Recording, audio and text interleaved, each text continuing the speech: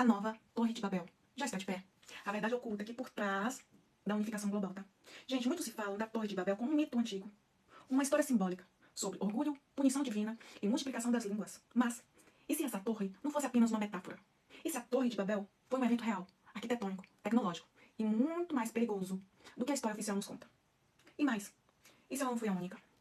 Hoje, no canal onde as teorias encontram os mistérios e a história oculta ganha voz, vamos revelar o que poucos ousam considerar, tá? A Torre de Babel pode ter sido a primeira tentativa de uma unificação global forçada.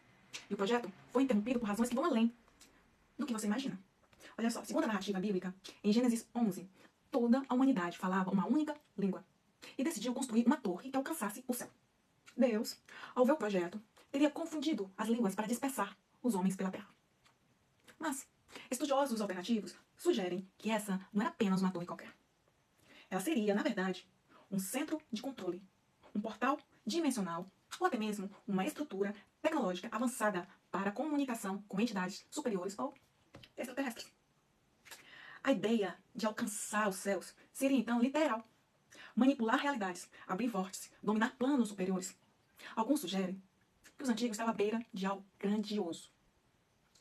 Isso foi visto como uma ameaça para a ordem do mundo. Se a Torre de Babel era de fato uma estrutura de comunicação ou transporte interdimensional, a intervenção divina descrita nas estruturas pode ter sido, na verdade, um ato de sabotagem por forças superiores ou por facções rivais que não queriam a unificação da humanidade. A confusão das línguas teria sido um código simbólico para a fragmentação do conhecimento, o colapso da comunicação entre povos e a divisão artificial das culturas. Uma espécie de reset civilizacional disfarçado de punição. Arquitetos, engenheiros e linguistas da antiguidade teriam perdido não apenas uma torre, mas um sistema global de sincronia, conhecimento e propósito. Acredita-se que a Torre de Babel tenha sido construída na antiga Babilônia, hoje no atual território do Iraque. A região é conhecida como berço da civilização, mas também como um dos pontos mais disputados geopoliticamente do planeta. Não por acaso. Algumas teorias indicam que os subterrâneos da antiga Babilônia ainda guardam segredos dessa construção, inclusive artefatos e registros que jamais foram mostrados ao público.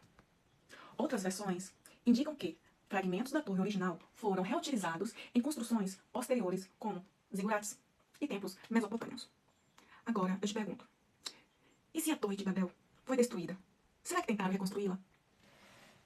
Alguns estudiosos das teorias conspiratórias apontam que diversos projetos modernos seriam versões atualizadas da Torre de Babel. Vou te trazer uns exemplos, tá? O CERN, na Suíça, com seu acelerador de partículas e experiências com portais e matéria escura. As grandes torres de telecomunicação espalhadas pelo mundo, incluindo redes 5G e torres de satélite que estariam tentando recriar uma unificação mental artificial. Outro exemplo? A própria internet global, com uma forma de linguagem única digital. Vou te trazer mais um. As sedes de megacorporações como a ONU e instituições globais, com arquitetura simbólica inspirada, sabe em quê? Em torres e espirais. A Torre de Babel, nesse contexto, gente, seria um arquétipo, uma obsessão antiga da humanidade, ou de quem nos controla. Por centralizar tudo em um só ponto, em um só idioma, em uma só mente coletiva. A fragmentação das línguas, então, foi vista como maldição, mas também pode ter sido proteção.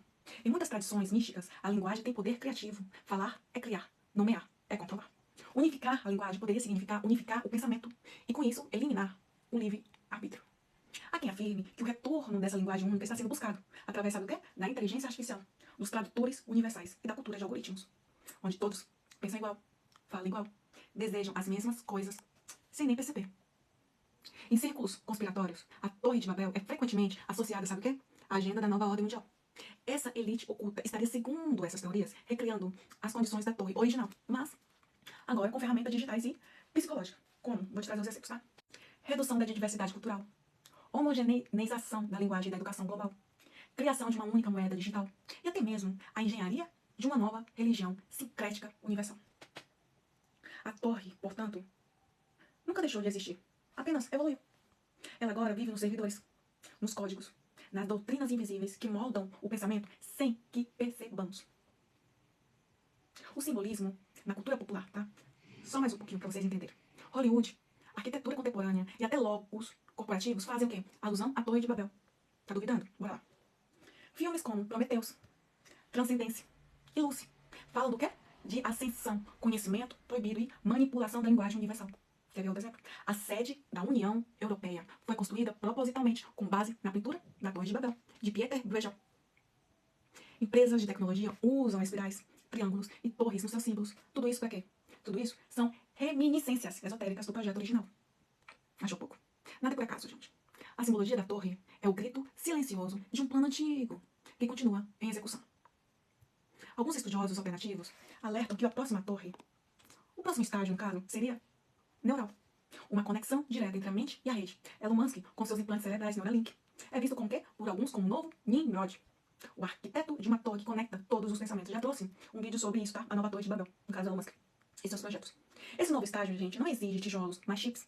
E quando todos estiverem conectados, pensando igual, com as mesmas palavras, mesmos impulsos, mesmos medos e desejos, teremos retornado o quê? Ao ponto exato da antiga Babel.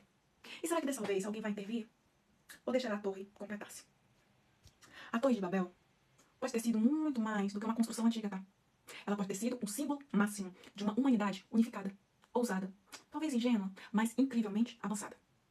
Um projeto que, se tivesse sido concluído, poderia ter nos levado a um destino completamente diferente.